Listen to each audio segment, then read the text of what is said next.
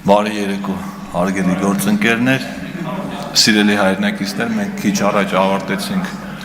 տնտեսական հարցերի մշտական հանձնաժողովի նիստը եւ հայտարարման համակարգի հետ կապված փոփոխությունները լրամշակեցինք եւս մեկ անգամ շատ հակիրճ ներկայացնեմ ինչի մասին է խոսքը։ Այս փոփոխությունները նշանակում են, որ մեր քաղաքացիները, եթե չունեն եկամուտներ, որոնք բեկի համար տեսանելի չեն, այսինքն իրենք վստահ են, որ ստանում են միայն աշխատավարձ կամ կենսաթոշակ, իրենք կարող են չմտնել եւ չլրացնել եկամուտների հայտարարագրերը, դրանք կհամարվեն լրացված եւ հանձնված այն տեղեկությունների տվյալների հիման վրա, որոնք որ տեսանելի են պետական եկամուտների կոմիտեին։ Ըստ այդմ պատասխանատվությունը հայտարարագիր չլրացնելու համար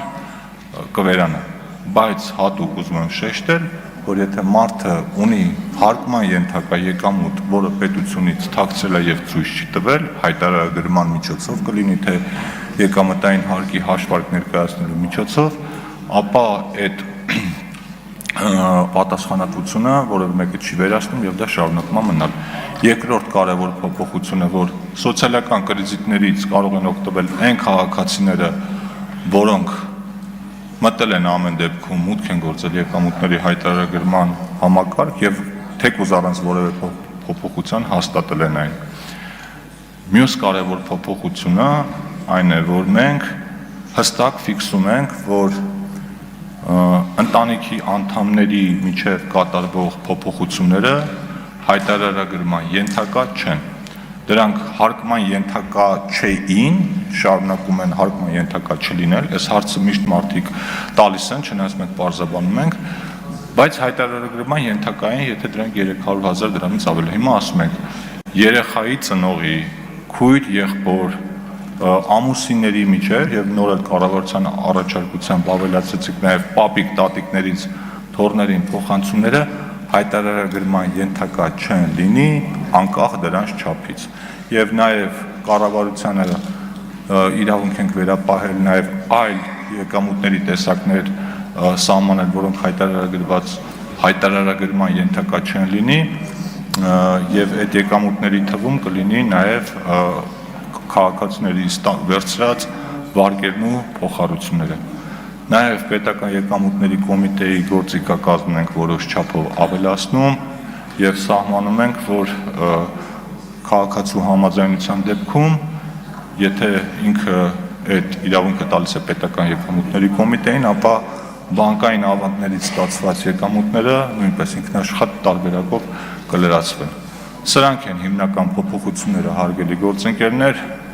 մենք այս ուժամի նիստը անում ենք նրա համար, որ հասցնենք օրենք ամբողջությամբ ընդունել, որպեսզի այն ստորագրված, հրապարակված եւ ուժի մեջ մտած լինի մինչեւ նոյեմբերի 1-ը եւ տարածվում է հետադարձ բարելավող դրույթով նաեւ 2024 թվականների 24 թվականի եկամուտների համար լրացվող հայտարարագրերի վրա։ Կարծում եմ, որ շատ կարևոր քայլ ենք անում, ռեֆորմը դարձնում ենք ավելի ընկալելի, սահուն, ավելի մեղմ, ավելի մոտիվացիոն համակարգի վրա հիմնված։ Ուզում եմ շնորհակալություն հայտնել բոլոր գործընկերներին, ովքեր թե այս համակարգի ներդրման ժամանակ, թե ընթացիկ փոփոխությունների ժամանակ աշխատել են եւ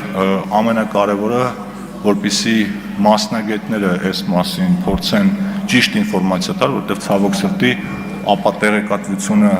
շարունակվում է ու շարունակվելու է։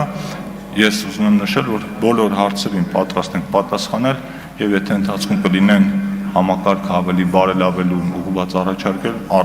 դրանց սիրով կքննարկենք։ Շնորհակալություն։